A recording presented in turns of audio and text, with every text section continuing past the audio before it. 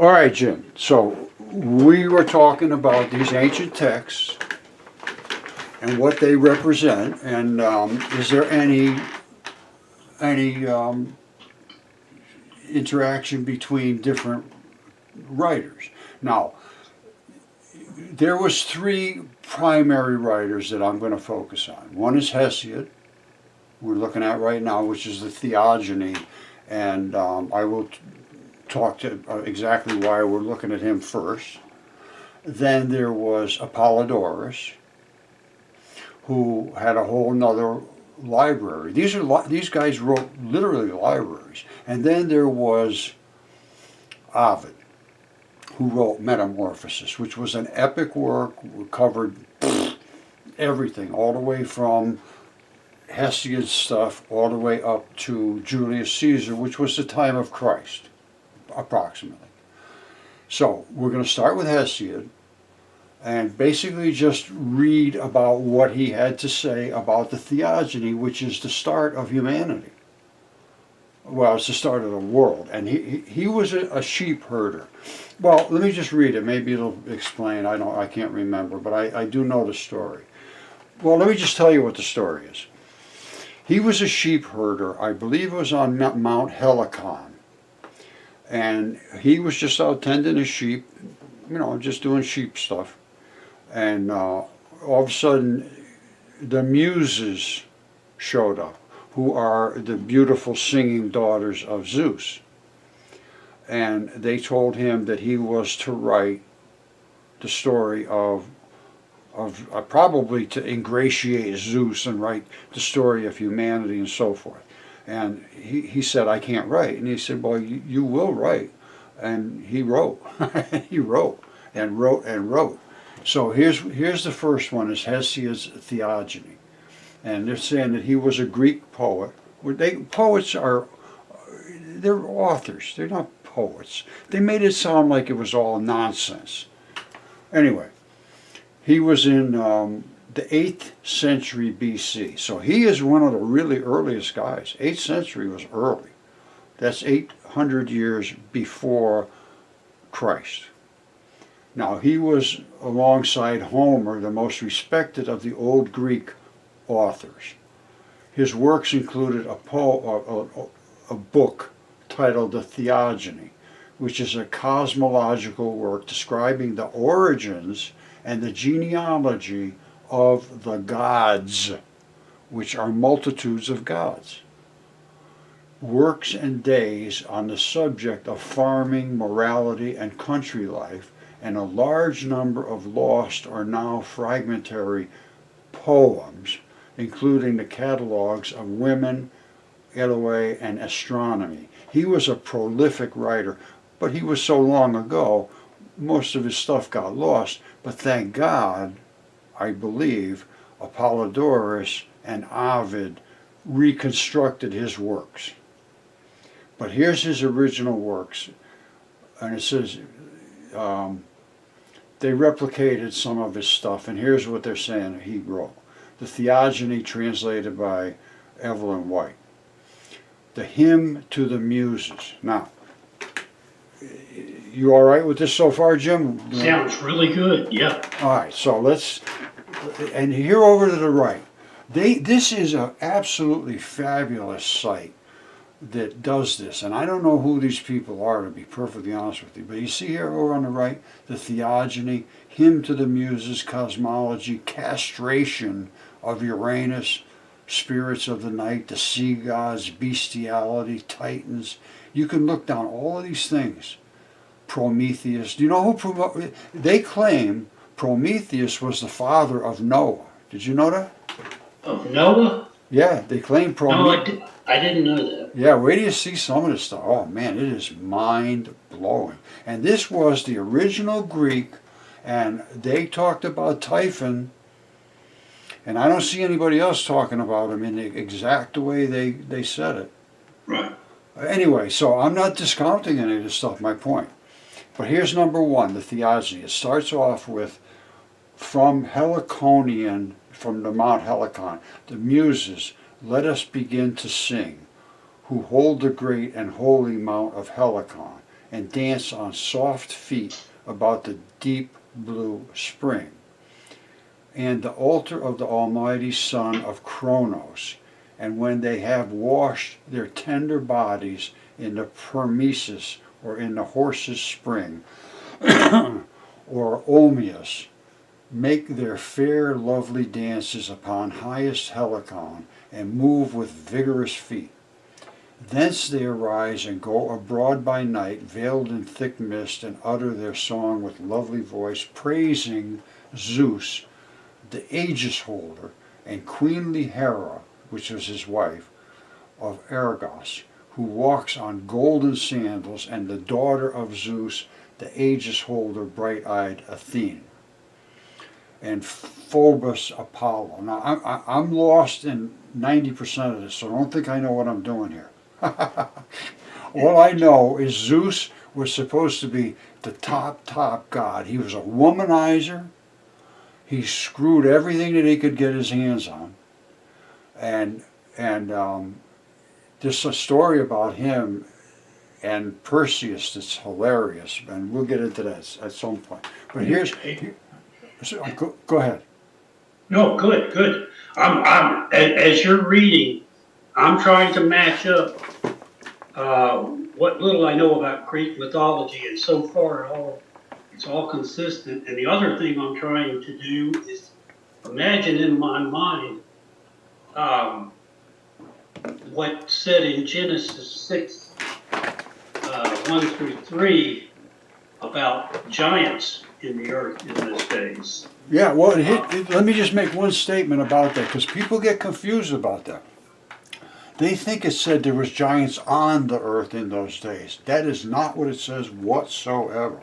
It says there were giants in the earth in those days. You're right. Actually, and then you're right. after that, they had, then after that, when they went into the daughters of man, they had giants. Yes, okay. So, You're right. yeah, two different stories. Plus, before that even, I believe there was the Titans. And they actually, the planets and everything are supposedly creatures. Yes. And Zeus, no question whatsoever, in my mind, Zeus is Jupiter and gave birth to Venus. Oh, you know what I forgot to show, I told you about? Remember we were looking at Venus, the fish? Yeah. The fish, okay? The fish, yeah. Typhon, it says, remember the text, it says he came and attacked the gods and they turned themselves into animals? Yeah. Guess who Venus turned herself into? A fish? Yes. Now that I didn't know. I don't remember hearing that. Yeah. Venus turned herself into a fish. Zeus turned himself into a ram. Another one turned himself into a crow. And they hid out to try to hide from Typhon, but it looks like Venus didn't make it. Right. Gotcha. I mean, this is just so far out there. But anyway, Zeus is the Aegis holder, whatever that means. Hold on, we better find out what it means before we go any further. But I think that means he's the king.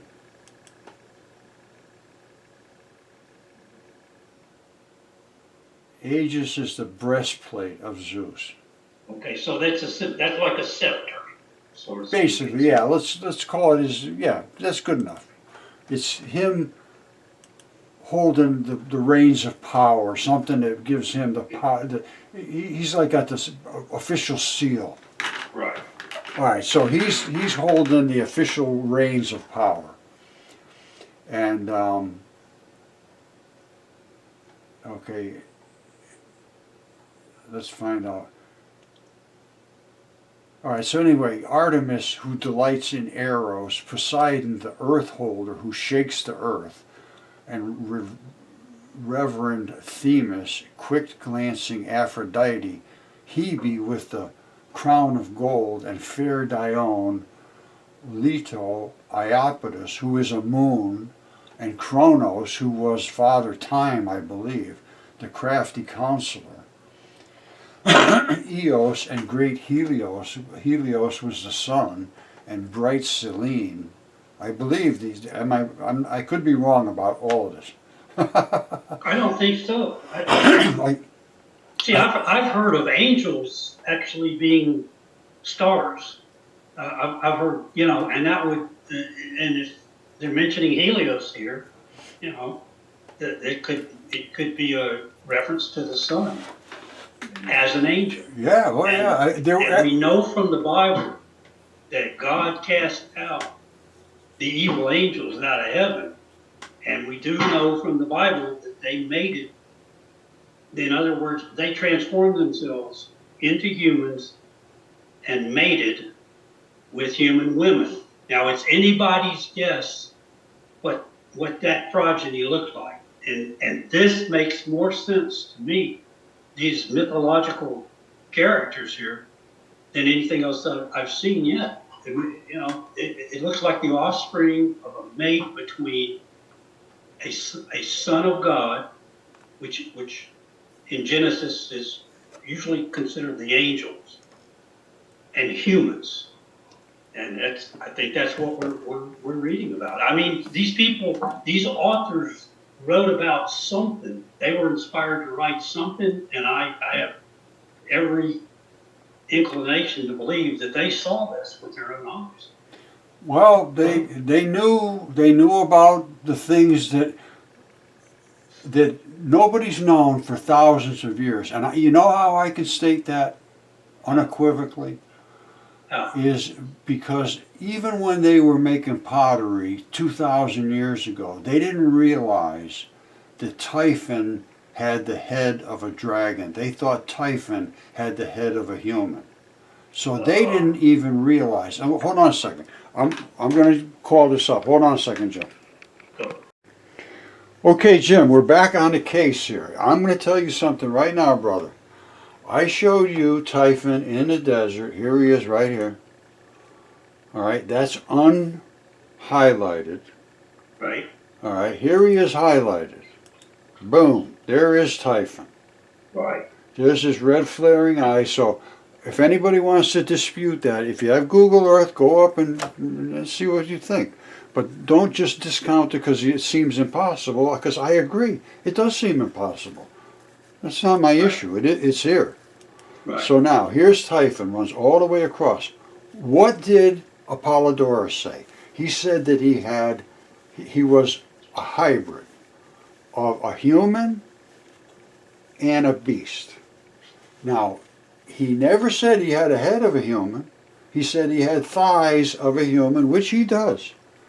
These are thighs. I know what muscle looks like in the mud fossils, and down in here, these are thighs. It looks because they're thick. Yeah, oh yeah, they are thighs. I can see, for some reason, it's not focusing in for me. That's the kneecap Oh, right I know there. why. I'm not on Zoom. I'm not on Google. I was on my own thing, and I'm thinking, why won't this get any closer? Oh my God. You know, I get lost at this stuff, man. But look at this.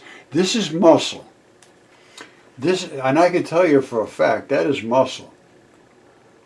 Yeah. I know what muscle looks like, and that is muscle. If that's what it looks like anatomically, it sure looks like it in that. Yeah, now, this is not just accidental, these patterns. And you see how they filter off here, all those little stripes coming down on. Yeah. Now, over the edge, it turns into his skin. Now look at this. All that skin has eroded over the edge, and they're living on the edge of his skin. Watch down here. Where do you see this? Now, if you know anybody that's ever tanned leather. Tanned leather? No, not really. This is leather. I think, the micro. I think you were saying before a micro. You still there? Like that. Through a microscope, huh? You see that? That's leather. That's what leather looks like. Yeah. Oh yeah, under a microscope it's identical. Wow. Now they're living in where it's running off from the red flesh. All of that skin eroded off of that red flesh, and they're living in the runoff of that creature's body. And then you go out to here. This is all leather. At one time, this was all leather. You see that? Right, right. And it's all over. And they said his coils reached up to his head, all the way wrapped around. So let's look at the end of his legs. They come down here, and they just continue. You lose the color way out here. They're way out here. Look at this. Same stuff. Yeah, wow. Yeah, I believe it. That's definitely a different texture. No two ways about it. You go to anybody. You know what tanning is?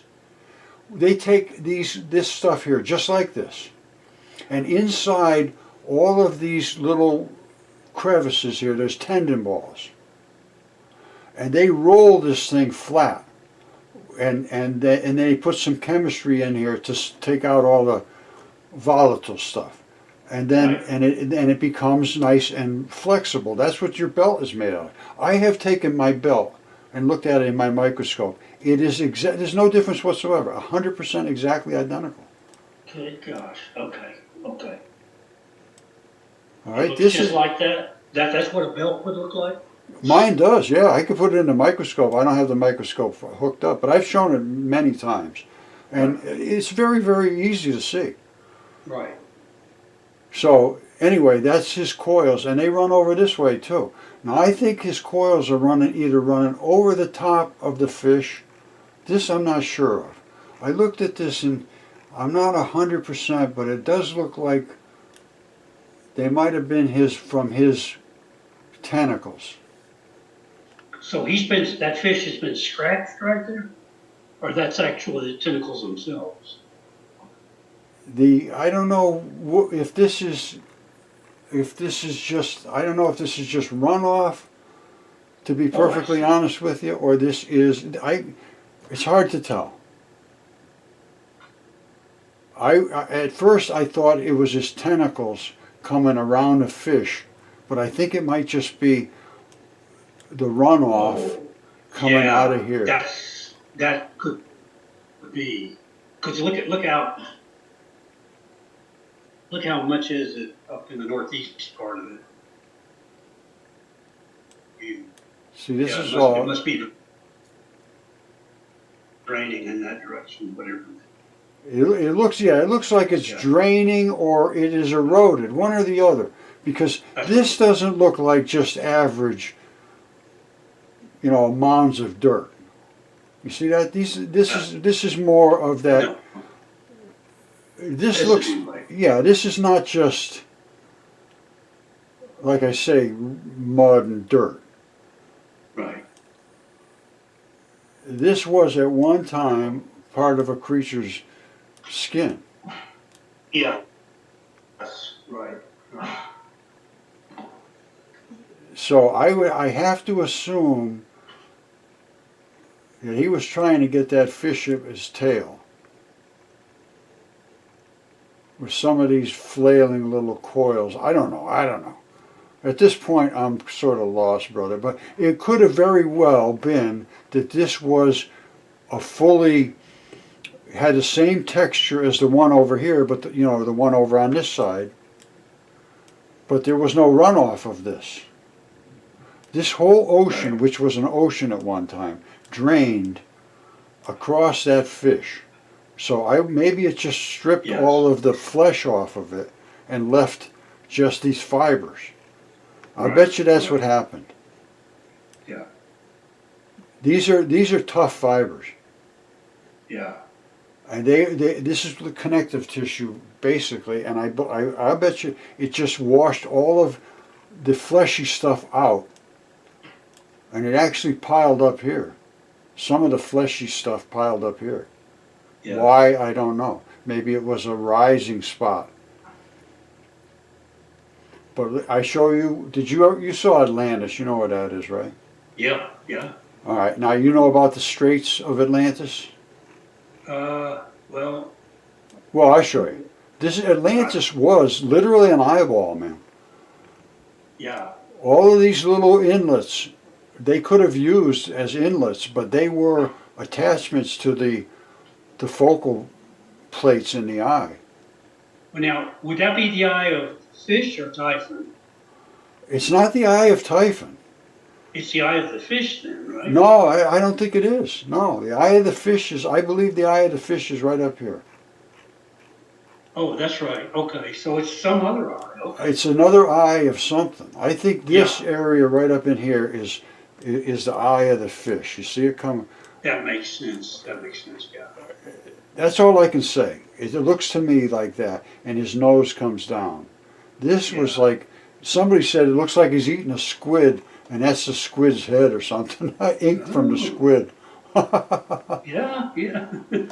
It could be. You know, this stuff Yeah. is so freaking crazy, man. Right, right, It could be eating a squid, and that's the squid squishing out some ink. right. You know, I don't know. I don't know anymore. I'm telling you, man. Every day it's like, look at the stuff that's coming off of here. The whole thing looks like it's coming out Yeah.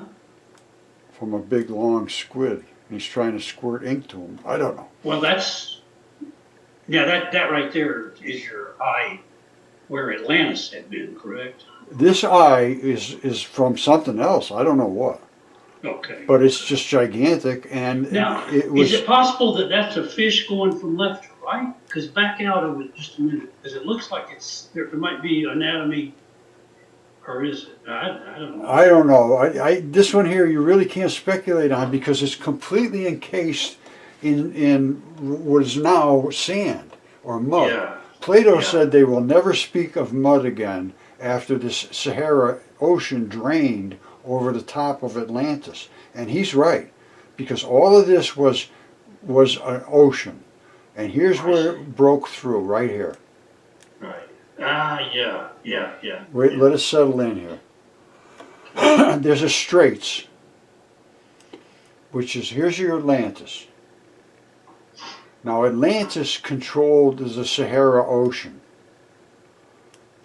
because Yeah. of this straits right here. Right, right.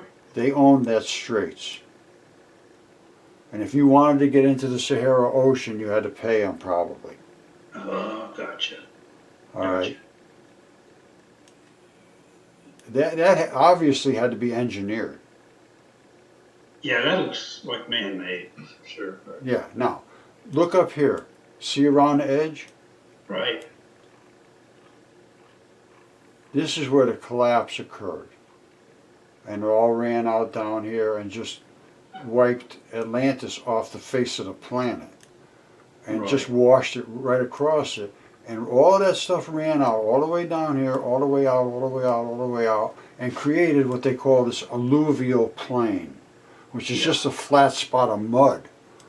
Right. These are the Cape Verde Islands. That is the signature of an impact of mud. Here's the main impact, and it dripped off the edge and off the edge here and collected on the sides. Right. And this whole thing is just a flat pile of mud. And this is a pile of mud in the middle. Now there might have So been everything from that inland sea flowed from right to left? yeah, oh yeah, right out here. Okay, that makes sense. You see it? The whole thing. Yeah. And it created the Cape Verde Islands. Like I said, there might have been a rock out here somewhere that started to collect it or something. I don't know. Yeah.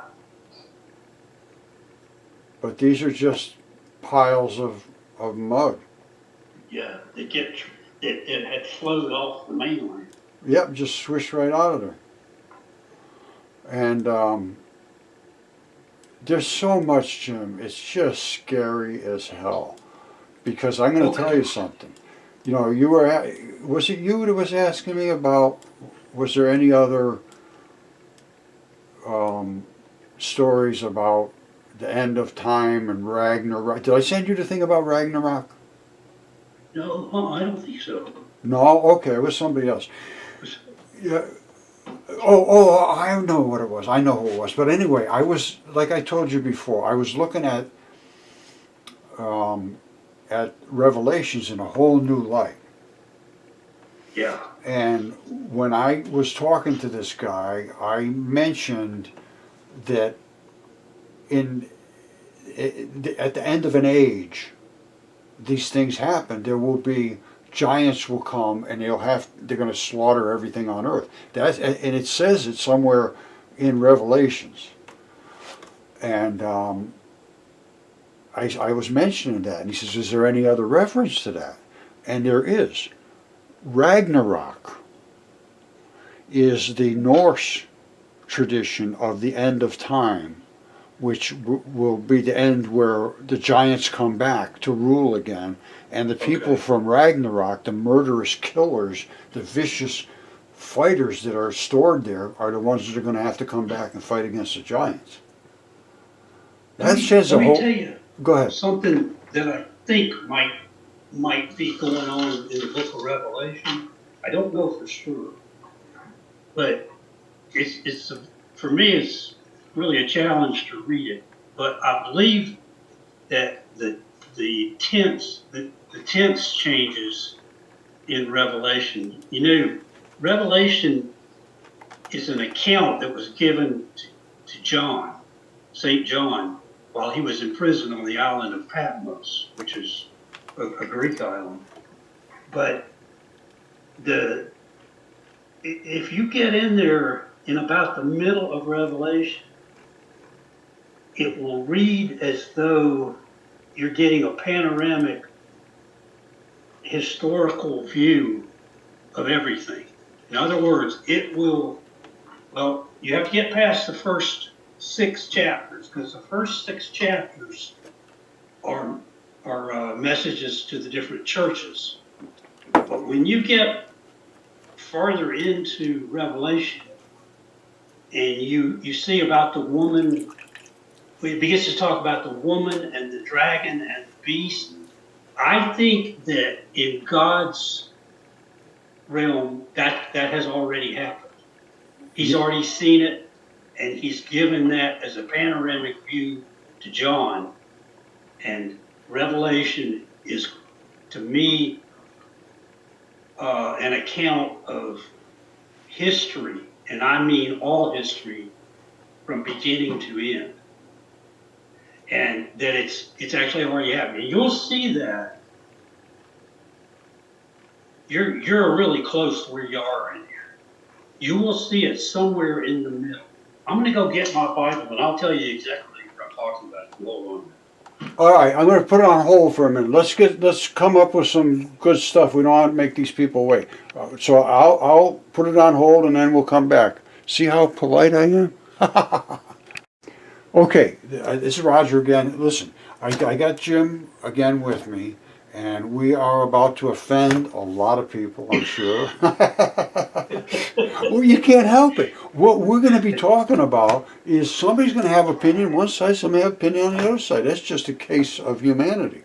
So we're just going to discuss in an open, try to be respectful way, and we're going to start with this. Jim has a lot of information and a lot of knowledge in this area, which I do not possess.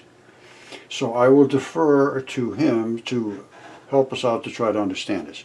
All right, Jim, go ahead. It's on you, buddy. Take it over, Jim. Take one. Okay, picking it up with Revelation chapter 12. And let me pre-warn you, I don't know everything about this, but I'm trying to piece this together. So when it begins there, it says in verse 1, and there appeared a great wonder in heaven, a woman clothed with the sun, and the moon under her feet, and upon her head a crown of 12 stars. Number 1, I'm not sure what clothed with the sun means, unless the sun is an angel. And the moon under her feet, I'm not sure what that means. It may be something astrological or astronomical. And upon her head a crown of 12 stars. The 12 could represent the 12 tribes of Israel. I don't know. And she being with child cried, travailing in birth, and pain to be delivered. Now, my feeling is, I believe the woman is the church, and the birth, the child she carries is Jesus, is what I believe. Now, so you go to verse 3, and there appeared another wonder in it, and behold, a great red dragon. Well, we know the word dragon in the Bible is often used for Satan, the devil.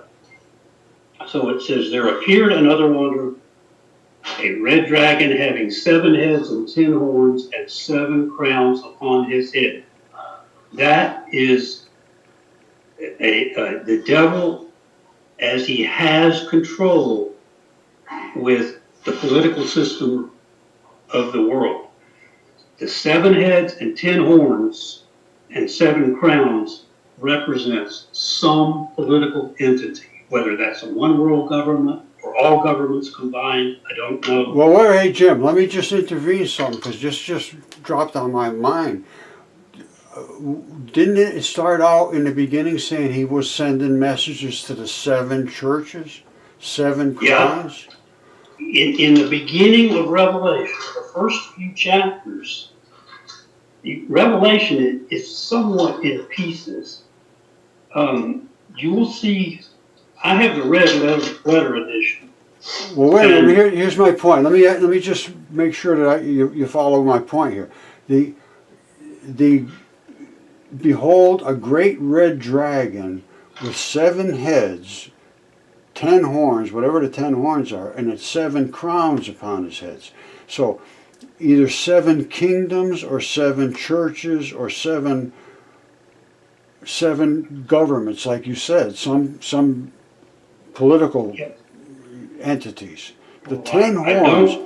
I don't think chapter 12 is talking about the 7 churches that are mentioned in the first, I think, 6 chapters.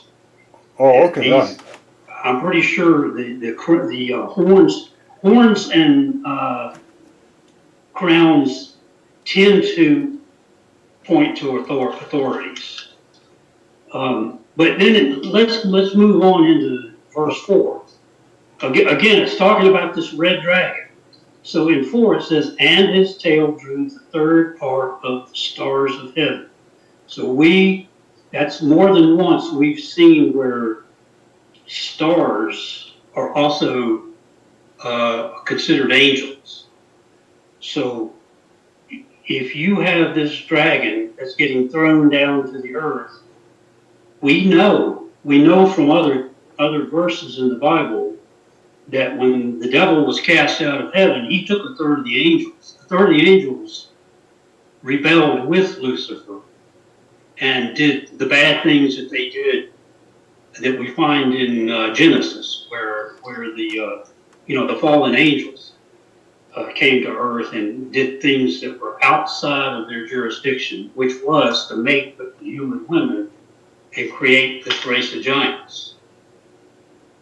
Right. The 200 stars were the 200 fallen angels. That's correct. That's what I believe. Yeah. It doesn't say in the Bible. Well, hold on. Hey, Jim, let me just say that. We started out with 600. We're sent to here to be the watchers, right? You agree with that? See, that's what I was getting to. I don't know, because I think the only time we know the exact number is from the book of Enoch. The book of Enoch says that, what you just said. All right, so but this confirms it right here. He says he drew 1/3 of the stars of heaven. They took 200. That's 1/3 of 600. So but what I'm saying is, Enoch is the source that says that there were, or implies there were 600, and Enoch is not part of the Bible. So we have to be a little bit cautious about the book of Enoch. I guess that's the only thing I'm trying to say. Enoch could be 100% accurate. I simply don't know. I give Enoch. Well, here's the thing: you're not going to hear it anywhere else that there was 2.5 mile tall humans. Okay, And okay. Enoch, to me, is the most valid of all of them. And, Okay. and here's what I would also assert, is that they, even in those days, did not accept this as being possible, these dragons, just like I showed you with Typhon. Right. Here, let me show you something. Before we go on with this, just to show that there's a lot they didn't know back then that we even know now just from looking on Google Earth. Here's Typhon. This is the Zeus attacking Typhon. Now, I'm pretty sure I gave a pretty good detail of Typhon's throat being cut and his coils coming down from his thighs, which are human thighs. All right? Everybody's good with that, right? You good with that, Jim? Right. We got human thighs, and they said in Apollodorus that he was a hybrid of human and, but all they ever talked about was his thighs. They never said his head was human. In these ancient potteries and all the ancient texts, or all the ancient carvings and so forth, whatever, sculptors, they show him with a human head. He did not have a human head. He did not have a human head. So did they not know this? Why would they put him with a human head? They didn't know it, that's why. Right. Right. So they, even back then, they didn't know that he had a dragon head. They knew he was a hybrid between a human and a coiled thing. Oh, I see what you're saying. I see, yes. I see exactly what you're saying. Now, not only that, they didn't know there was giants in 50 BC when they invaded, I think it was, oh boy, I can't remember. Canaan, the land of No, Canaan? no, I think it was the Thracians. So it was somewhere where they had a giant that was their king and he was revered, and they had a giant mound and all this stuff. And they came in and they told them that mound was dedicated to their giant king, and they didn't believe him. The Romans didn't believe him. And they said, that's crazy, you people are insane, da da da da. They dug it up, and it was. And I mean, I believe it. We're talking hundreds of feet probably. I don't know the size, but it was so enormous that they just freaked out. And then they buried him with great pompous stuff and everything. And even in the early days, they were talking about how they were finding these giant body parts washing up everywhere. And the giants that roamed the earth had to be of incredible, how did they do? Immeasurable size. Right. And that's from like, I think, 49 AD or somewhere. I think that was, Well, actually, Roger, in about 1200 BC, about the time Moses was turning over leadership of the Jews after he brought them out of Egypt, and at some point Joshua took over. And Joshua was a military general, and Joshua's spies went into the land of Canaan, which is Palestine now, and he said that his spies came back and said, these giants make us look like grasshoppers. yeah. Oh yeah, they were here not that long ago. Right. This is 1200 BC really is not so far back. No, 3,500 years ago, apparently, is what Velikovsky said was everybody on Earth, and I mean everybody, every single culture that he contacted, and he did all of them. And he went to the libraries, the museums, the scrolls, the papyruses, the carvings, glyphs. He studied it all. He was a friend of Einstein. They were very good friends. He went all around the world, and he made a book, Worlds in Collision, which talked about this, and they forced the book off the bookshelves because they hated it, because it told all this stuff, the same stuff I'm talking about. And he was on the bestseller list for 11 weeks in a row, and they still, academics forced the publisher to take it off the bookshelf because they were so offended, and none of them even ever read it. So they just, you know what I'm saying, and they still have that mindset today. And if you talk about these kind of things in school, you're not going to do well. So I always keep running off on that point. Well, yeah, no, I know. It's important. People got to understand what you're up against. Somehow we have to make this stuff readily available to be talked about without being sanctioned and being destroyed. They're afraid to talk about this stuff to their professors. And I have to look at this. What does your professor say to you about that? They won't talk to me about this. This is just a cell phone taking a picture of the moon, and I can explain why that's blue and why this is a little oranger and all of these field lines. I can't explain this. I cannot explain that. Can you? No. I can't. I'm just totally clueless, and it looks to me, yikes. Now, what is this stuff? This is on top of the moon, or it's between us and the moon. It's there. Those are energy fields. Anytime you see white next to black, it's a dipole. At some point, didn't you say the white was a magnetic field? Well, white is the push part. White. That's right. I remember that now. Yeah. White pushes, and like in an atomic bomb blast, you saw that, right? Right. It just burns. The house burns, and it doesn't even move, and it's totally burned. And then the black particles come and smash the house down. Right. And we show that in our light part. See this here? This is light. You see the black stripe? Yeah.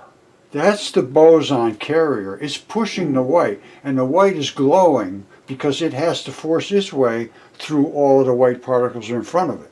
It's always push. White to white is always going to glow. Right, I got you. The black. The black is. Oh, I see. Black trails behind. Yeah. Well, the black pushes. That's pushes, a laser. That's a laser shooting out pulses. That's a pulse.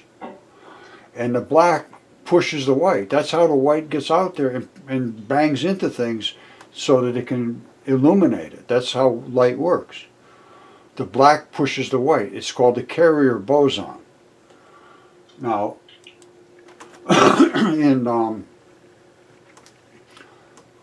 we had to put it through a Venturi. Normally light comes out like this. And this is a pulse red laser, and it's just starting to accelerate here. And see all these little white particles? They're all glowing because this is pushing through. Anyway, I got really off subject. We wanted to go back to. Okay, let's get back into. Let's just focus on this one chapter in Revelation 12. Okay, there's sort of a. If you have something to write with, you might want to mark this down. The chapter 12 to me reads like chapters. If you write these down, 1 through 6, and then underneath that write 7 through 11, and underneath that write 12 through 17. So there's 17 verses in the chapter of Revelation.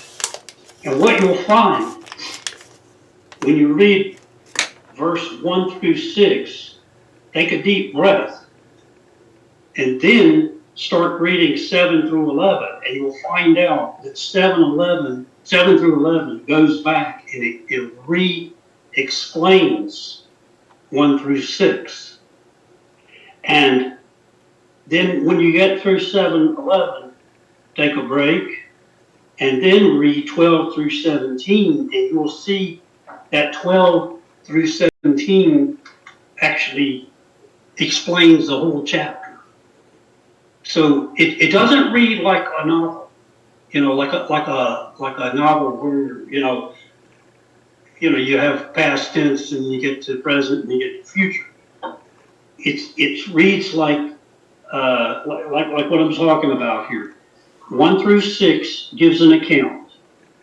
Verse 7, 11 goes through and refreshes you on that account, almost like Cliff Notes. And then 12 through 17 takes you back through the entire chapter and refreshes you on the entire chapter. It's kind of a summary. So let's go through and pick it up with, we were about to get through the first segment, which was 1 through 6. Well, Okay, let's pick up with verse 4 in chapter 12. So we're in that first segment, which is 1 through 6. And it says, and his tail, that'd be the devil, drew the third part of the stars of heaven. I think we got off a little because we were trying to get the number. And I agree with Enoch. I think it was a total of 600 angels. You could just say that. And but in any case, a third came down to earth with Lucifer. And the dragon stood before the woman. Remember, the woman is good. She's the church, which was ready to be delivered for to devour her child. you're cutting out. Your phone's cutting out, Jim. You still there? Oh, yeah. Okay, go ahead. We know that the devil encouraged King Herod, who was in charge when Jesus was just about to be born. Herod frantically tried to erase Jesus by killing all the firstborns. He said, I've got to, he's going to be called King of the Jews. I've got to get rid of him because I'm the King of the Jews. I've got to stamp out this new baby that I keep hearing is going to be the King of the Jews. So he sent his soldiers around and they killed all the firstborns in an effort to kill Jesus. But Jesus was spared. And so that's where we see, and the dragon stood before the woman ready to be delivered for to devour her child as soon as it was born. See, the devil didn't want Jesus coming to the world to save you and me. And it says, number 5, and she brought forth a man-child who was to rule all nations with a rod of iron, and her child was caught up unto God and to his throne. Hey, Jim. And she brought forth a man-child to rule all the nations with a rod of iron. See, currently, Lucifer, the devil, rules the earth. And Jesus, when he was born, he becomes the new ruler. He's going to rule one day the entire earth. See, so Lucifer just realized by not killing Jesus, he lost his kingdom. He loses his kingdom to Jesus. That's why he tried so desperately to kill him. To kill him as a baby. He didn't even want him in the earth. You're right. You cut it off at the source. But let me throw you this. We're talking about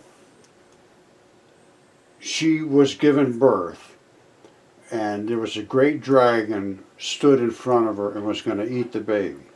Right, correct. All right, now, there is the story of, I forget who it was, but I believe it was Kronos, was told that he would be killed by his son. So he ate all the children. Boy. And then she finally gave him a stone instead of it wrapped up like a baby, and he ate it. And she took Zeus, who did kill him, and ran him into the woods for 1,260 days, I believe, is the Greek myth. Roger, do you see what's happening? It's the same story. Do you see what's happening? The Greeks, in their mythology, and the Romans and the Norse all captured this same thing. They all had the same story. And it was written by all those guys we were talking about. Hesiod, Right. Apollodorus, all of them. And all of it. You're talking about 3 other authors. Yeah. Now, Now, Now, wait, given- wait. I got to say one last thing because this is really cool. Because she's saying that he was standing in front, going to devour, and she brought forth a man-child who was to rule all nations with a rod of iron. And that's what Zeus did. And her child was caught up unto God and to his throne. God put Zeus in charge of the earth. Zeus overran his power and started screwing around with all the women. Right. And the woman fled into the wilderness where she hid out for 1,260 days. Right. Or what? They're showing 2,000. 160 years. Yeah, 1,000. So, yeah. Anyway. And then there was the war in the heavens. So, all right, go ahead. I see your Okay. take on it, but in the Greek, I don't know. Anyway, go ahead. Well, I think you just captured the essence of what we're trying to do here.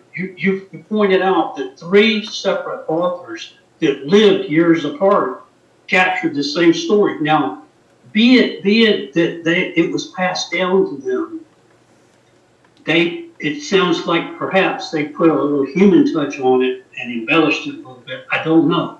It's hard to know. Well, you'd have to assume that. You'd have to assume that. You'd have to assume. Yeah, you'd have to assume. All right, so let's go into the second, the second little. Yeah, from 7 to 11. Yeah. 7 to 11. Okay, so now, so we pick up with 7 and it goes.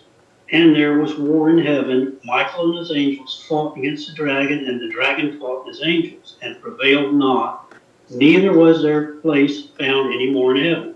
So verses 7 and 8 just went back and amplified what happened in verse 4. And his tail drew the third part of the stars of heaven. See, Michael and his angels won this war in heaven and tossed the bad angels down, which we gather from verse 4 also. See, so that's where 6 through 11 is going back and explaining. All right, I understand what you're talking about. Now, we were talking about something earlier. Boy, it was just on the tip of my tongue, but I forgot it.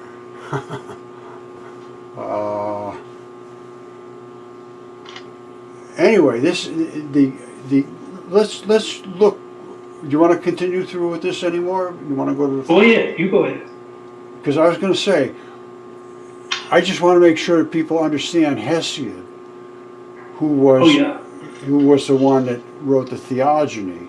He had all of these things about the Titans and about Kronos, the children of Kronos, Prometheus, who he claims was the father of Noah, and the Pt2 monarchy, which the Titans took over.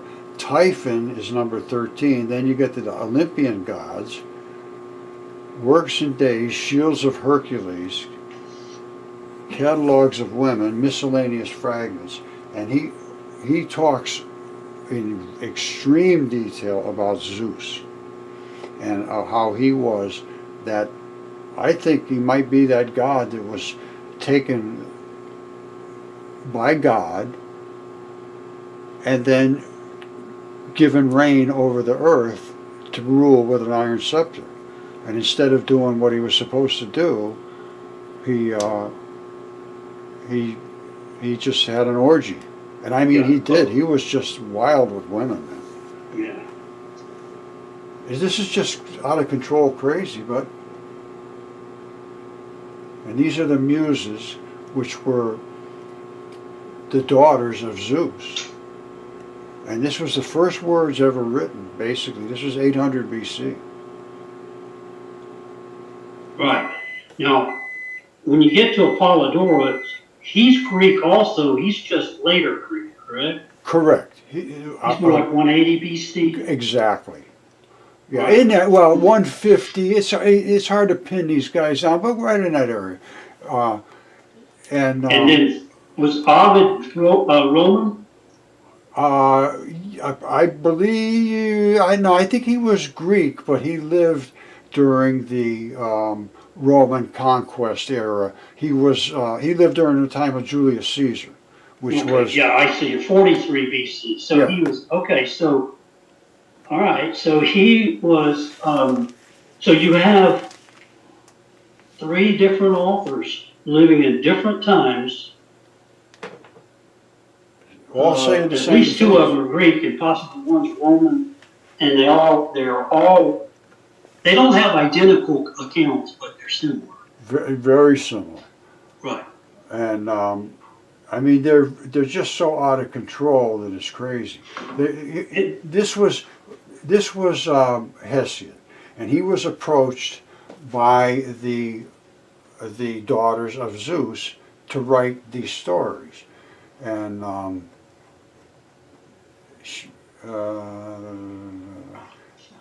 so said the ready-voiced daughters of great Zeus, and they plucked and gave me a rod. All right, they told him they were going to want him to write the words about Zeus. So they said, the ready-voiced daughters of great Zeus, and they plucked and gave me a rod, a shoot of sturdy laurel, a marvelous thing, and breathed into me a divine voice to celebrate things that shall be and things that were aforetime. So they wanted him to write the theogony. They bade me sing of the race of blessed gods that are eternally, but ever to sing of themselves both first and last. So these gods love themselves. But why all this about oak or stone? Come thou, let us begin with the Muses who gladdened the great spirit of their father Zeus in Olympus with their songs, telling of things that are and that shall be and that were aforetime with consenting voice. Unwearing flows the sweet sound from their lips, and the house of their father Zeus, the loud thunderer, is glad at the lily-like voice of the goddesses as it spread abroad, and the peaks of snowy Olympus resound, the homes of the immortals. They, uttering their immortal voice, celebrate in song, first of all, the reverend race of the gods. All of this is to celebrate the gods. They want to celebrate the reverend race of the gods. From the beginning, those whom earth and wide heaven begot. So the gods gave birth to the earth and heaven, it says here. Now, and the gods sprung of these givers of good things. So they gave good things. Then next, the goddesses sing of Zeus, the father of gods and men. He was the one, in my opinion, that was head off into the woods and was going to rule the earth and was sent down. So here he is. The goddesses sing of Zeus, the father of gods and men. All right, as they begin and end their strain, how much he is the most excellent among the gods and supreme in power. And again they chant the race of men and strong giants, and gladden the heart of Zeus within Olympus, the Olympian muses, daughters of Zeus, who holds the keys to the castle. This is crazy stuff. I know it. It's hard to, I don't know. Do you think everybody wants to listen to all this, or just? Yeah, no, yeah, I think so. I just think when you read mythology, you have to understand it's hard to know how much of it was actually observed and how much was, embellished or how much was supplemented. And I can't really believe every single bit of mythology was observed, but I definitely believe a lot of it was observed. I really do. I think the killing of Typhon was observed. Yeah, what I'm looking at in the Greek mythology, and these people were turned to stone. There's no question about that. That happened, absolutely, Yeah. indisputable. Now, there you have that. Then you have Typhon. Then there's a lot of other stuff in there, I can't think of it offhand, but that I could not dispute. And Yeah. when they talked about the earth, even like Ovid, the first words in Metamorphosis. Hold on a second. This is Ovid's Metamorphosis. Basically, the first words that in the underlying theme of everything in this book, metamorphosis means to transition from one state to another, like a caterpillar to a butterfly. So his first opening statements, and look at the number of books he wrote, 15 books. And he started out the same way: creation, ages of mankind, the flood, Deucalion, who was Noah, Pyrrha, who was his wife, Apollo, Daphne, Phaeton, Callisto, all of the moons. He goes through everything, all through history, who succeeded who. And here's what it starts out with. Metamorphosis. Now listen to this carefully. Or transformation is a unifying, on all of his works, is a unifying theme amongst the episodes of Metamorphosis. Ovid raises its significance explicitly in the opening lines of the poem. In other words, this is what this book is all about. He says, "In nova fert animus mutatus decay formos corpora." I think he said it that way. I intend to speak of forms changed into new entities. Listen to this. Accompanying this theme of changing forms into new entities is often violence inflicted upon a victim whose transformation becomes part of the natural landscape. Can you believe it? Boy, you just got justified right there. You just got verified. Yeah, I mean, everything you look at, all you got to do is take time to look. These people refuse to look, and then when you put it in their face, they get upset. Yeah. They don't want to relearn it. And, hey, this is another plum in your hat. Metamorphic rock, it was borrowed from that. That's a geological term. Yeah, it's transitioned. Yeah. But here's Metamorphosis, absolutely fabulous. His books, the same thing, creation. All right, Greek mythology, the creation, and Greek folklore. This is the stuff we're talking about. The concern for their origins, cosmology, and all this, the nature of the world. They were not idiots. I got a book here. Everybody should see this book. I know you can't see. Can you see this? No. Well, I can see your hand, your arm. I can't see quite down to your hand. Oh, yeah, I can see it now. Oh, okay. This is Marcus Aurelius.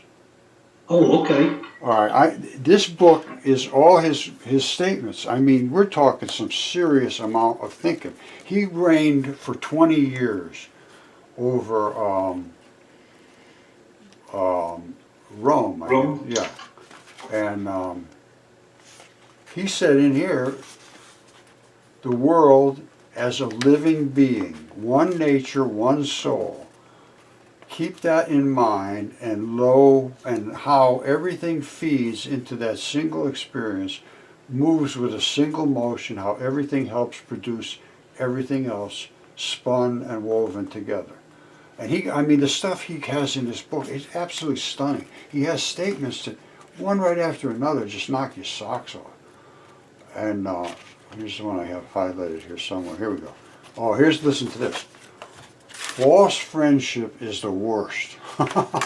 You're making friends with somebody you really don't like. That's not good. If you're honest and straightforward and mean well, it should show in your eyes. It should be unmistakable. So, I don't know. The world has become so false now. Well, I don't know. That people just don't want the truth. They just want to. I just don't know what happened. I got to be honest with you. I don't know what happened.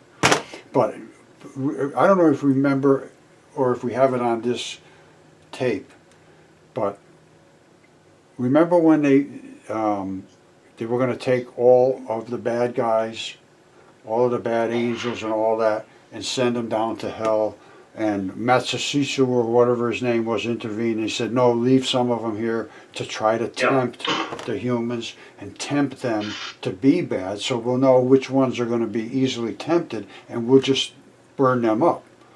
So the ones that are given in to this money and power and, you know, dictatorial type of using the people for their own benefits are not going to do well. Yeah, right, right. They're not going to do well at all. And I mean, have you ever seen Peter 2.4? Well, I can't think of what it is right now. Well, let's see if we can find it. 2 Peter 2.3. Let's look at that. All right. And through covetousness shall they with feigned words make merchandise of you, whose judgment now of long time lingereth not, and their damnation slumbereth not. Let's go back one, because 2.2 I think talks and says these will be the teachers.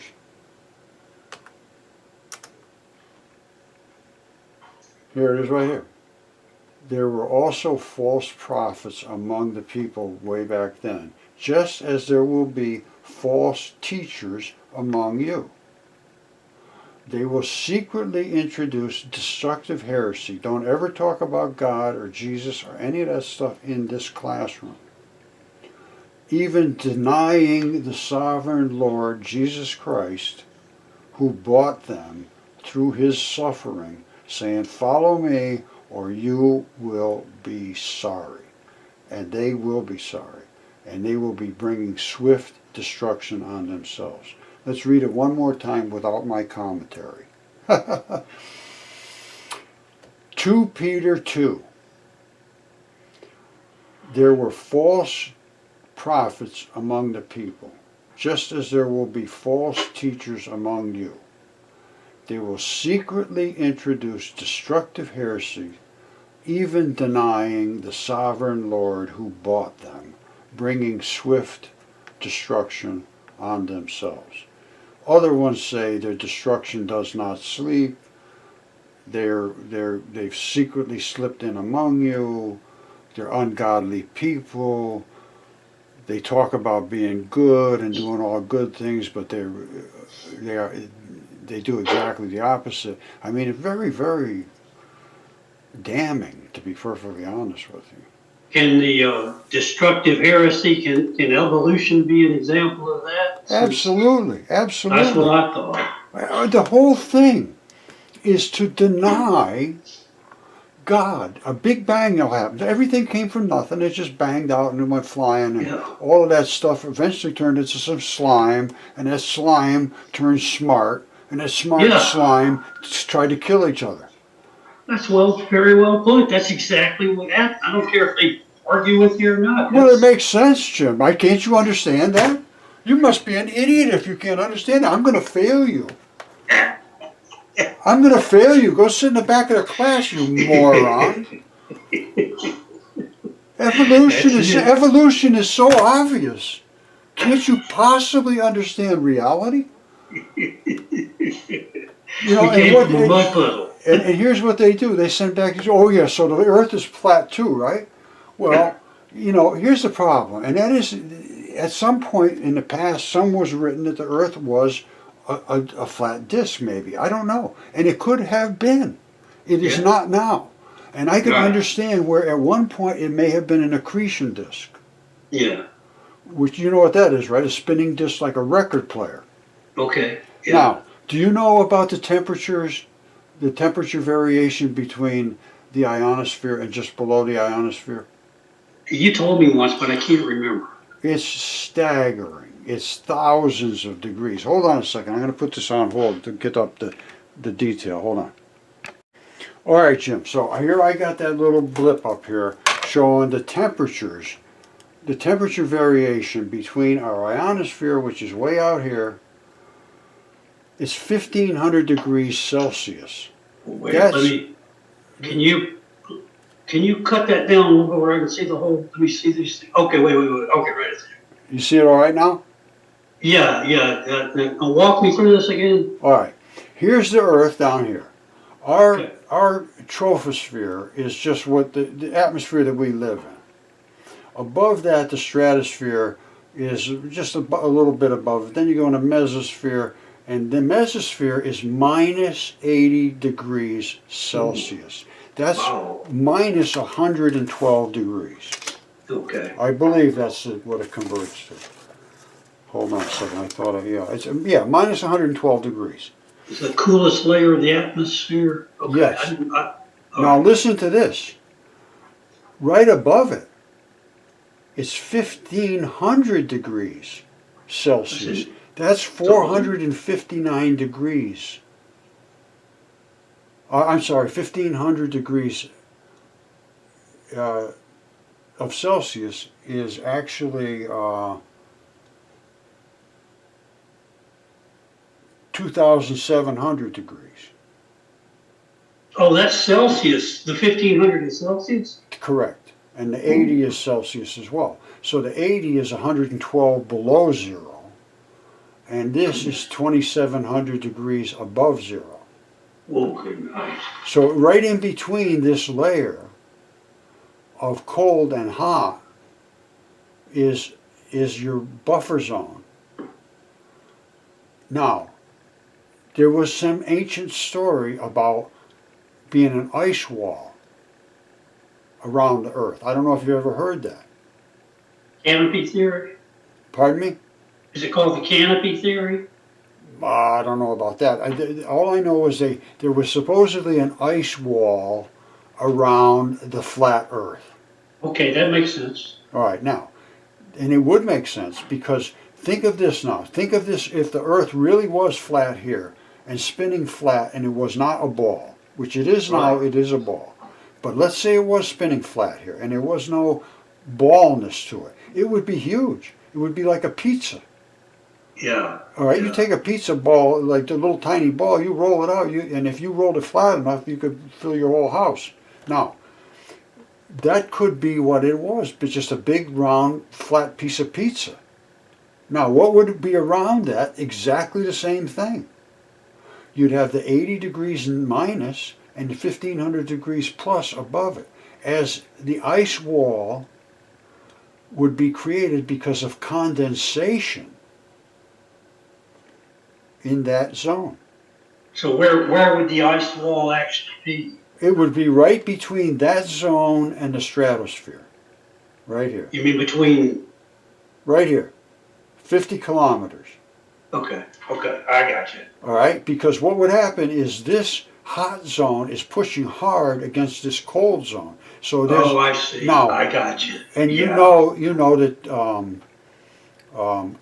compression of moist particles creates ice. Yeah. That's why we're getting these huge chunks of hail. Yeah. And Right. because of the compression of the atmosphere into these wet zones, Right. and in this minus 80 degree area, and they just form huge chunks of hail. And when they come down hard. Anyway, Yeah. my point is that the push from this hot zone to this cold zone is where an ice wall may have formed. And that would surround that big pizza with ice. And as the whole pizza spun around and around and around and around, it's scrubbing just like this. You see this? This is what's happening on Earth. Yeah. All right, there's the pizza spinning. This is our Earth, and we're doing the same thing. We're scrubbing too, and that's what's creating our global warming. It's not because the stuff can't get out. We're scrubbing. That's a scrub. And the same thing would happen to the big Earth pizza. It would be spinning, and between that outside hotter than hell zone and the inside colder than cold zone, you could end up with an ice wall. I don't see why that's because you're compressing. At the same time, you're pushing and spinning against the particles that are out here in space. You're Yeah. compressing your atmosphere, just like we're compressing ours now. And that's what's causing all this turbulence and tornadoes and hurricanes and floods and changing weather patterns, is the compression of our atmosphere. And that's because they're right, it's global warming and it's burning too much stuff. The more stuff you burn, that you turn from solid into gases, it's just going to be terrible. And these huge fires now, man, they are just converting stuff into particles at an unprecedented rate. Oh, that's a good question. Hey, hold on one second, Jim, Never mind. hold on one second. I gotta hold on one second, buddy. No, Roger, Hold on. never mind. All right, Jim, that was my wife. She just wanted to make sure I was still alive. Oh, good. So anyway, this is where we're scrubbing, and that's where the heat zone is. And the same thing with the sun. The sun, you know, is only 10,000 degrees on the surface. You know how much it is out here at the corona? It's higher, isn't it? It's millions. Yeah, that's what I thought. Yeah. And they have no idea why. None. There's no explanation for this, because they say space is a vacuum. Nothing should be scrubbing out here. Well, couldn't there be ice in that mesosphere? In that cold zone? Which here? In here? The minus 80 degree one, yeah. Couldn't there be ice in there? Oh yeah, absolutely. And the harder. See, that was the old canopy theory that, the first flood, the flood, see, there's a theory called the canopy. You might want to look it up. No, I know what you're going to refer to. Let me explain to you what did happen. Because Venus, as Velikovsky recorded, almost hit us.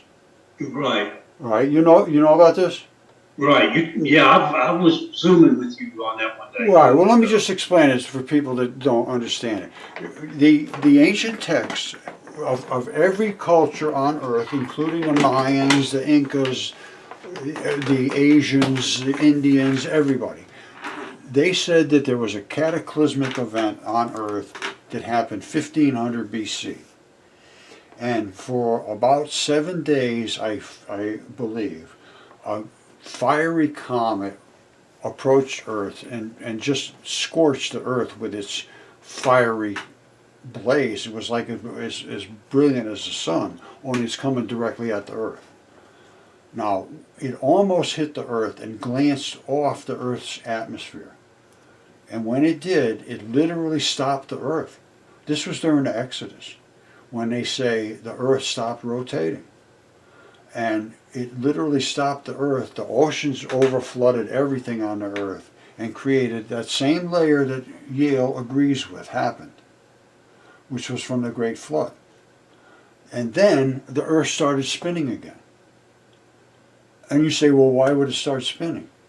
Because it is being pulled through space against the particles, just like I showed you here. It's scrubbing, but also those are scrubbing against it. So whatever it's going to spin against is what is driving the Earth. The Earth isn't driving itself. You understand what I'm saying? Gotcha. Well, isn't Venus the planet that's going counter to us? Yeah, and that I can easily explain too. That's I can easily explain that, because that was born from the feared god Jupiter, who is Zeus. Did you see the one about giving birth from Venus? You showed that to me. It spit it out through that vaginal thing, and it spit it out, and it's coming back. And it rolls backwards. It will, counter rotation to the Earth's right. movement. So Venus is spinning in the right hand. Jupiter spins in the right hand rule, which means it spins to the right.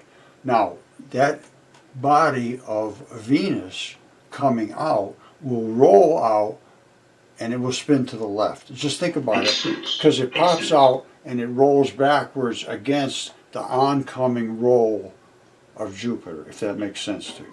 Makes sense. So now Venus is rolling backwards. Right. Now, Venus is hotter than hell. It's 800, 900 degrees. Because it's spinning backwards, it's not only got to go through space like everybody else and get scrubbed, it's spinning backwards against space, so it's really getting scrubbed. So that's why it's so hot. And when it came at Earth, it was just screaming hot. And it just glanced off our atmosphere and literally boiled the waters. Now, they say it could have boiled the oceans. I don't know. But it certainly boiled the lakes and rivers and all that stuff. Nobody survived that. And the giant creatures all died. And this was spit out from Venus, from the Great Red Spot, which is a vagina.